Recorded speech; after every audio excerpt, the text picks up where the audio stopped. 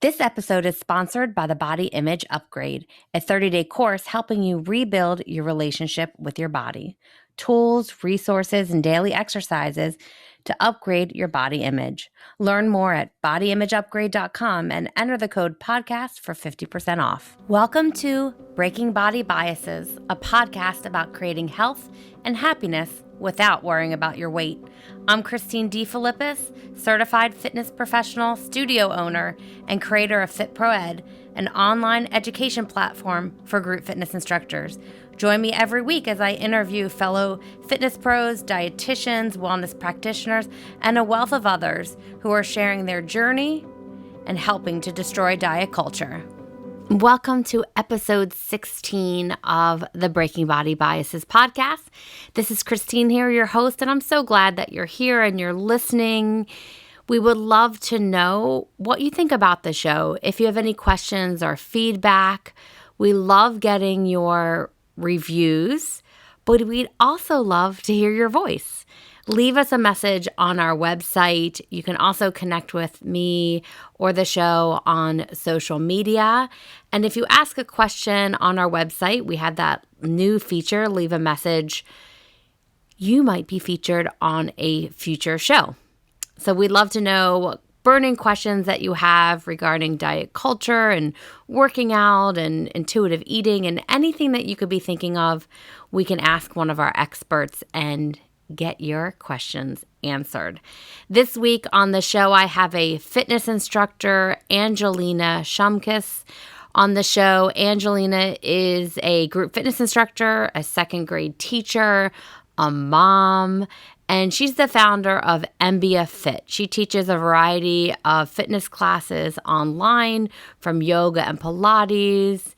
And you're going to hear a little bit about how she teaches and the formats that she teaches online, and how she strives to help people find joyful movement and respect and appreciation for their bodies.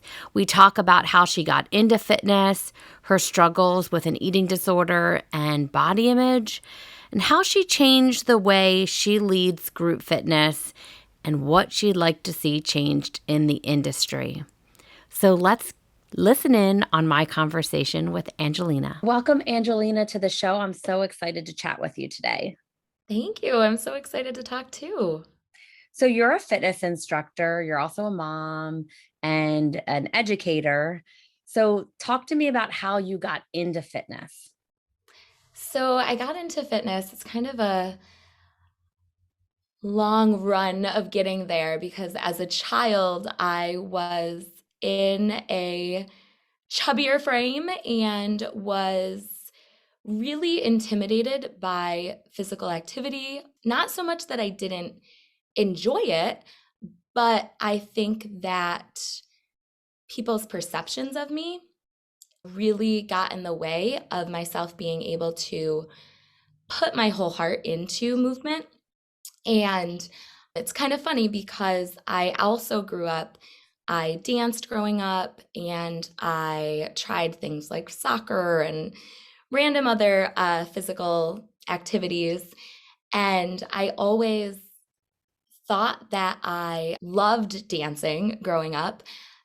But thinking back now, it's funny because I know that my size and my worries about what other people thought of me got in the way of me really being my best or going after different things. I really remember one moment in my life, I believe I was in middle school, and I was bumped into like a different level of dance classes. And it was a higher level than I had been used to. And I was so self-conscious about my size compared to everyone else in the class that I quit. And I was just like, nope, not for me. I can't do it. And I remember it was ballet. And I think I truly enjoyed it. Like, I think I really enjoyed it. But I was so afraid of what the other girls would say about me, or even the other parents would say about me. And it made me stop, and it made me say, it's just not for me. I don't like it. And I stuck with, tap and jazz and things like that, where I maybe felt a little bit more comfortable, but in the grand scheme of things, I think I was still really held back by my size and my worries of not so much my size even, but what other people would think about it. And I was just fixated on comparing myself to others. So it's interesting that I would go from being so fixated and overly aware, even from a young age of my size, to then, in front of a group with a microphone leading a fitness class. So it's a really interesting journey, I guess, to getting where I am. And then also, I dealt with an eating disorder when I was in high school, and I went through inpatient and outpatient treatment for that my senior year of high school. And the funniest thing, and this is actually kind of coming to me now, the funniest thing was that going through treatment, one really big moment in my life was that I had to quit dance altogether because I physically couldn't do it. I couldn't walk up a flight of stairs with the same, speed as other people. Like I couldn't get through a dance class. So I had to quit. And that for me was like, oh my gosh, I think the light bulb was starting to click. Like I need to change something because I physically can't do this. So quitting dance and being able to go back into dancing ended up being a motivation for getting healthier through treatment, which is so interesting that I feel like something that probably played a role in leading to my unhealthy behaviors ultimately ended up playing a role in getting to a quote unquote healthier mindset and body. So it's interesting how that works. So that being said, I started to, after going through treatment, find ways to move that I really enjoyed and that I wasn't and I'll just say as because I've gone through my own journey of comparing myself to others in my 20s and adulthood too. But going through and finding movement that made me feel strong or feel good. And so I started finding ways that movement could improve my mindset and improve my life. And I ended up taking group fitness classes. And I, went to a class and an instructor was like, you have really good form. You should teach, you should think about teaching. And I didn't even think about it like that. I was like, oh gosh, then I think I was like, oh, someone's watching me, really watching me while I'm doing this, shoot. But luckily I ended up taking it the other way and being like, well, you know what, maybe I could lead, others in this and try to help other people find a way to feel good through movement and not, beat themselves up and compare themselves to others. So that long-winded journey of getting myself from being this very, very self-conscious young girl to now loving, absolutely not knowing what I would do without teaching group fitness classes. Yeah. It's funny because a lot of people with dance backgrounds do get pulled or plucked from classes because you have the solid form from ballet or from different dance classes that lend itself, especially to barre or strength classes where you do really require good form. So I know a lot of people, I've plucked a lot of people myself out from the audience or the participant pool saying you would make a really great instructor. But I think a lot of people will relate to whether they're young or even older, letting their own view of their body, or like you said, the perception, like you're worried about what someone will say about you doing something specific in your body. And we let that just stop us from pursuing things. I myself have been there, not pursuing relationships, not pursuing a career in dance. That's 100%. I was right with you there saying, oh, I don't have a dancer's body, and decided to not pursue that dream. But I think a lot of people will relate to that, and it helps to hear other people and really reflect and see what could you be doing to get out of that. I know you went through treatment, that you said your eating disorder treatment really helped you get your mindset together. It helped in certain ways. I do think now, because was a while ago that I went through treatment. But I feel like there were a lot of things that it helped. There are a lot of things that, knowing what I know now, I would be critical of the treatment that I went through. And going from, it was so weight focused. And that was, I think, really hard for me because I did go in very malnourished and just not healthy, you know? Yeah. And so the focus was getting me to a healthy weight. And knowing what I know now is just, there's so many things that, oh my goodness, I feel like my treatment for my eating disorder did not give me a solid relationship with food or even the tools to improve my relationship with food. I think it was more, you need to eat and Yeah. you need to stay alive, which I understand from that medical standpoint of like, we need to make sure that she's medically okay, I guess. But once I did get to that point, I feel like now I would have appreciated more of a mental health focus. There are things that I feel like just in the past 5 months, I have unpacked from my childhood that I never started working out in treatment. Just things from this desire for acceptance and just, I don't know, things that um, there was so much focus on the nutrition and not even, yeah, the nutrition, we'll just leave it at that. The nutrition and the weight that so many other things that I feel like should have been addressed or I should have been pushed to address just weren't. And then when I went to college, I still had these issues. It was just, I wasn't restricting the same way, but in a sense, there was even more shame because the world that we live in, restriction in so many ways is glamorized.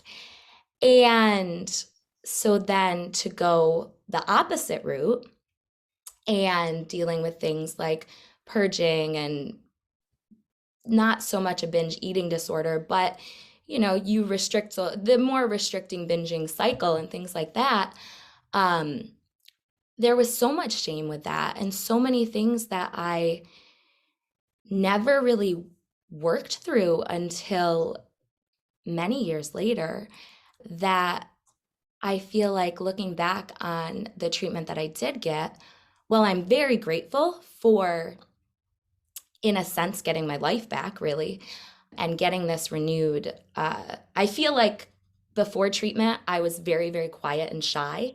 And after treatment, even though I did deal with other eating disorder things, I feel like I was a little bit more outspoken and a little bit more like, I dealt with this. I don't want anyone else to.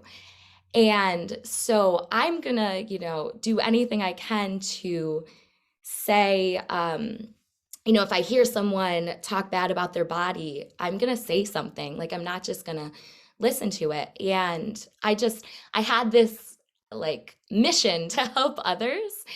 And even though for years after, I was still dealing with so many things and still not feeling totally comfortable or appreciative for my body. So, in a sense, treatment helped me. Yeah. But then there's so many things that I don't know, that I hope changes have been made in the treatment programs, and I'm hopeful of that. But yeah, there are still things that I dealt with, and that up until recently, I really was able to dive deeper into for my own body acceptance. And especially since becoming a mom, I feel like having my two daughters, that was a huge shift in my mindset. But yeah.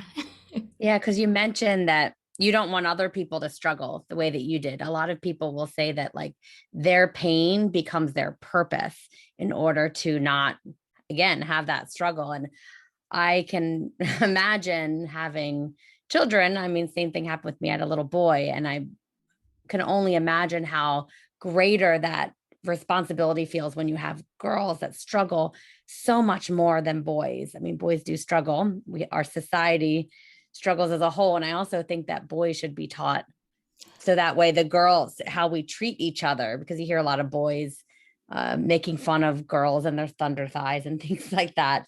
I joke about it now, but it can be very painful as these kids grow up and they're treating other people. And that's how we get, the society that we have. So I want to talk about two things that you mentioned, because you did mention having children has shifted you. I want to know more about that.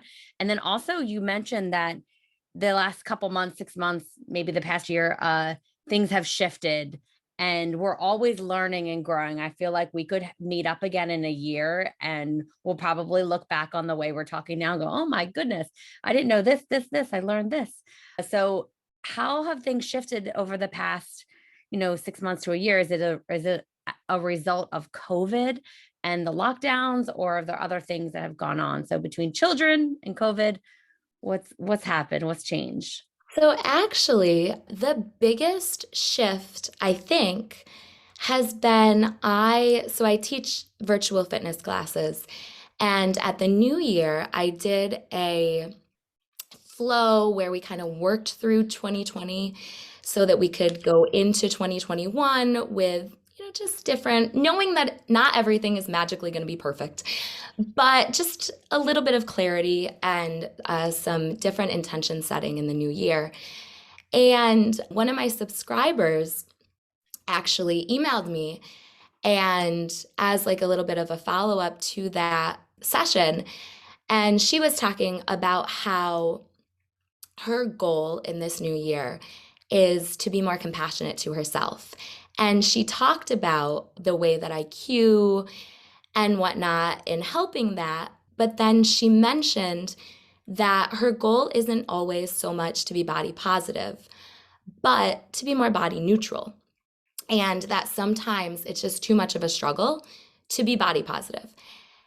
And I remember reading that, and my first reaction was like, oh, like I feel so bad that, I felt like sad at first.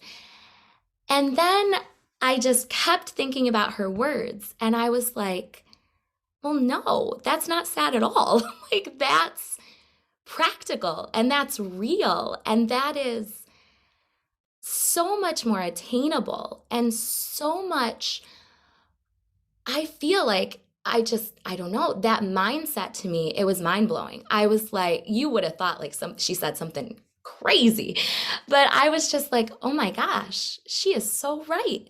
Like there are so many days that thinking back, I would say things thinking that it was in a positive, but we don't have to love every single inch of ourselves. And to go from this society that tells us we always have to change and that we're never enough and that, you need to fix this, this, and this, to being like, well, F you, I'm gonna, go and just love myself. Like, that's not reasonable for everyone. That's not like the most transformative way of thinking, I think. And so I thought about her words a lot and I really let them sit with me. And I thought back to, ways that I instruct in my fitness classes and even the ways that I talk to my second graders, because I also teach second grade. And I feel like there's so many times where I'm like, you are so amazing. You are so smart. And it's like, well, okay, but like there's more. Like there's like, yeah, they want them to be smart. And yeah, but like there's more than just saying this statement of like, I am beautiful. Like, what does that mean? What does that, like, how do we really believe that? And so those words that she sent to me, I really, really thought a lot about them. And then that honestly opened up this whole world of things that in one respect, I think I was already doing. And I think I was already believing and really wanting to push and really want to promote. But it gave like a name to it all that I could start looking into more. And it just felt so much more genuine than, not to put the body positive movement down, because I think there are some things about it that are, moving in a okay direction. But I really feel like, to try to help as many people as we can and speak to as many people as we can, really thinking in this body neutral idea, it really spoke to me and it made me like, oh, so because some days I kind of felt like I was saying one thing, but then I would look in the mirror and think another as an instructor. And I would tell people, we're working out for how we feel, but was I truly believing that? And was I truly not moving to be in or maintain a smaller frame? And I don't think that I was always doing that. So her words really made me be honest with myself and kind of check myself for things that I was saying. And was I really believing, and was I really behaving in the way that I was promoting? So now I have really done some work researching and just diving into this world of body neutrality and intuitive eating and health at every size. And it has transformed not only how I talk in my classes, but how I talk about food in front of my daughters, how I talk about what I eat, when I look in the mirror, the little behaviors that I do. Like, I know that there were times that I, did things to check my body and my daughters were there. And it's just like, ooh, I don't want to keep doing that. And I need to really practice what I'm saying to people. Like, yes, we need to move for how we feel, but am I really living that? And am I really not worried about muscle definition or any of that kind of stuff? And so that has been a huge shift in not only how I teach, but just how I live, really, and conversations at work or conversations with friends, like different things like that. It has really spilled over to so many different aspects of my life that I feel so much more, I don't know, like respect, I guess, for my body and what I can do and where I've been. And it was a really like aha moment in my life. Yeah, one of those light bulb moments It that you really just look was. back on and say, wow. Yeah. And it's interesting because I agree with what you said about that practice. I think more so ever, like once you have a child, you realize you can't turn yourself on and off. You can't just be like, oh, I'm not going to curse anymore, only around my child, and then curse when they're not around. Or, you really have to practice it, and you have to do it all the time to be authentic, to be real, to be it for, because it's naturally going to come out when you least want it. So, Uh-huh. like for you as an instructor and myself too, I went through that journey as well, where you learn it, but you don't, we've been so influenced by diet culture. We've been so ingrained to be about the aesthetic, to be about body goals and to change our body. And I think that for us to immediately flip a switch and to be expected to be body neutral on every level, it takes time, it takes practice. And I even find myself every day still struggling with, okay, a thought goes into my head as I teach a class.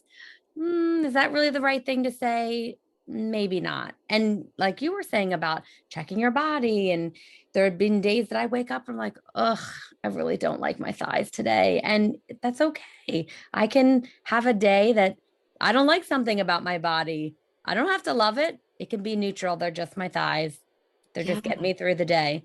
So I really appreciate that about practice. We can all practice. So, what are the things that you have changed in the way that you teach? You mentioned a little bit, but I know that as a group fitness instructor, and we have a lot of group fitness instructors that listen to this podcast that are on this journey too. If you could wave a magic wand and have fitness instructors be aligned with body neutrality, what kind of things would we have to change about the way we cue and act in our fitness classes as leaders? Oh, there's so many things. I love this topic. I think the first thing that we need to do is we need to acknowledge that there are so many different backgrounds and experiences and levels of comfort with their body and mind in front of us when we're teaching a class. And we have such a responsibility to speak to just that range of people. We need to remember that while someone might want to lose weight or have that as a goal, to bring that up in class, those words mean a lot. And those words can be taken by someone and really, really in a damaging way. And I think that as instructors, we need to get past this idea that our classes are effective if our participants get physical results. And that, and not even just size, but calories burned or any of that stuff. I think that we really need to sit with why we work out before we can start cueing in a way that will be motivating, truly motivating to everyone in the crowd. And if I could make it so that no instructor would ever again equate working out with what you eat, I would like that would be, I would feel successful if every instructor I knew or any listening or just any out there could stop equating it with earning food or working off food. I would just, oh my goodness, I can't even tell you how much that would mean. And I've said that. And I've felt not genuine when I've said it, but I've heard successful fitness instructors say it. And I've fallen into that trap. But you don't know who is listening, and you don't know what struggles they've had. So I would say that first and foremost, if we could get rid of saying anything about calories, about fat burn, about food while teaching fitness in classes, that would be, I think, monumental. And then looking at our own relationship with working out and just exploring how it makes you feel. I often, after I teach, if I say something, this might be a weird tip, but if I say something that I was like, oh, that actually made me feel better, like I write it down because I'm like, that might help someone else. Or even depending on what format you teach, even like sometimes I'll kind of get lost in a move because it feels good. And I'll tell people that. I'll be like, you know what? We just stayed here for 32 extra counts because it felt good. And it's not because you're working to target this area, or, it's, gonna bring your heart. I don't know. I think really tapping into how we feel when we move, and take classes where you don't have mirrors. And for me, that's been really big. I've started taking some classes on my own time where there's not mirrors around, and I am able to feel more in tune in my body. And whereas for years I was like, no, you need to have mirrors. Like, you have to have them. They're for form. But most of the time I wasn't checking my form. I was just comparing myself to other people in the room. So I think for me, at least, taking a class with no mirror, closing my eyes every once in a while I'm moving, as much as that might affect your balance or not, Yeah. but just like every once in a while doing things to kind of tune out everything around you and just be like, oh, like I can really appreciate what I'm doing right now. And it's not because I'm doing something at a higher level than I did last week. And also not always calling things modifications or harder or, easier. Oh, I hate that too. That makes me cringe. I could go on and on about this topic, but they're just options. They're not better, they're not worse. They're just different things that your body might want to do at a certain time. And so I think the more we are in tune as instructors with how we feel when we're moving and thinking about all of the backgrounds and experiences and emotions that people taking our classes have, I think that we can do even more. We're not going to change everyone, but I think we can spark some curiosity or spark some different interest in how to move so that it's not just moving for punishment. I hate that. Just want to get Yeah. rid of that. Well, Yeah. I am so excited that there are fitness instructors out there leading classes and helping other fitness instructors lead classes in this way, because I, like you, have struggled and I want to see a change in the industry. It's why this podcast was started. It's why I'm doing work too with fitness organizations and with my own company, Fit Pro Ed. And for those that are looking for a body neutral workout where they're not being compared, where they're not being told this is easier or harder, then I suggest you connect with Angelina and do some of her workouts, because you have an online workout that people listening right now can work out with you. What kind of classes are you teaching right now virtually? Yeah, so I teach virtual. I have live virtual, and I also have a library of virtual. I recommend the live. It feels like more of a connection, but So I teach a class called Pyo, which is based on Pilates and yoga. I also teach a newer format called Soul Fusion, which is also based on Pilates and yoga. I do some flow classes, barre, kickboxing. I really have a variety just because I like moving in different ways. And I am so grateful that I have found that I enjoy moving in different ways. So I tend to have more of the yoga Pilates based things, but I also have that kickboxing and some HIIT classes every once in a while just to mix things up a little bit. I feel like that's a very good balance of Zen and Yeah. releasing any kind of frustrations and Oh, anger I and love that just release. letting it all go. Yes. Well, thank you so much for joining today. I have a few quick questions that I want to ask. Our listeners love finding out a little bit more about our guests. And we also put all of your information in the show notes so then they can connect and find you and follow and connect a little bit more. But we love to know what now you've just shared some of your favorite ways to move your body, but maybe you have one favorite way today that if you were to get up right now and to move your body, what would that be? I love any yoga flowy moves where I love working my balance a lot. I don't know. I love falling out of poses. I just love exploring and just finding different ways to really have fun. And I also I know I've mentioned my daughters a couple of times, but I feel like just just running around with them like that is probably my favorite way to move.